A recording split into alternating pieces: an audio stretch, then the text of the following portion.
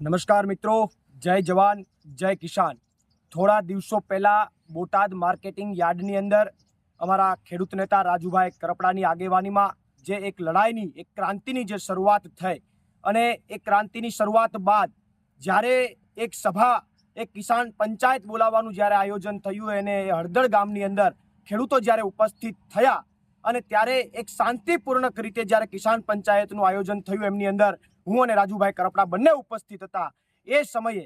જે પોલીસ પ્રશાસન દ્વારા ખેડૂતો ઉપર દમન કરવામાં આવ્યું, ખોટી રીતે એની ઉપર લાઠીઓ વરસાવવામાં આવી અને વધારામાં ઓછું એ ખેડૂતો ઉપર, એ નિર્દોષ ખેડૂતો ઉપર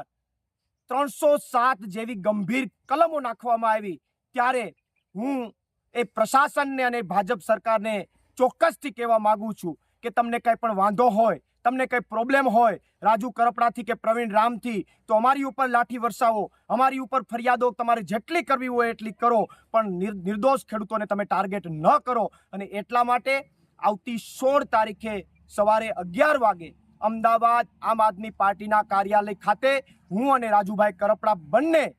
બે માંગો સાથે, પહેલી માંગ એ કે જે બોટાદ માર્કેટિંગ યાર્ડની અંદર જે ખેડૂતોની માગણીઓ છે પૂર્ણ કરવામાં આવે, અને બીજી માગણી કે જે નિર્દોષ ખેડૂતોને ટાર્ગેટ બનાવવામાં આવ્યા છે એ નિર્દોષ ખેડૂતોને છોડી દેવામાં આવે। આ બંને માગણી સાથે અમે બંને વ્યક્તિઓ ત્યાં આમરણ ઉપવાસ ઉપર 11 વાગે બેસવાના છે। પોલીસે અમને પકડવા હોય તો પકડી લે, અમારું આંદોલન ચાલુ રહેશે, અમારી ક્રાંતિ ચાલુ રહેશે। અને હું જનતાને પણ કહેવા માંગુ છું કે રાજુ કરપડા કે પ્રવીણ રામ મહત્વના નથી, રાજુ કરપડા કે પ્રવીણ રામ મહત્વના નથી। અમને ભલે જેલમાં લઈ જાય, ખેડૂતો માટે જેલમાં જવા પણ તૈયાર છે, ખેડૂતો માટે લાઠીઓ ખાવા પણ તૈયાર છે, પણ અમે જતા રહીએ પછી પણ આ ખેડૂતોની જે ક્રાંતિની શરૂઆત થઈ છે એ ક્રાંતિની શરૂઆત તમામ ખેડૂત મિત્રો ગાંધી ચિંધ્યા માર્ગે ચાલુ રાખજો એવી તમામને નમ્ર અપીલ કરું છું। પ્રવીણ રામ, પ્રદેશ ફ્રન્ટલ અધ્યક્ષ, આમ આદમી પાર્ટી।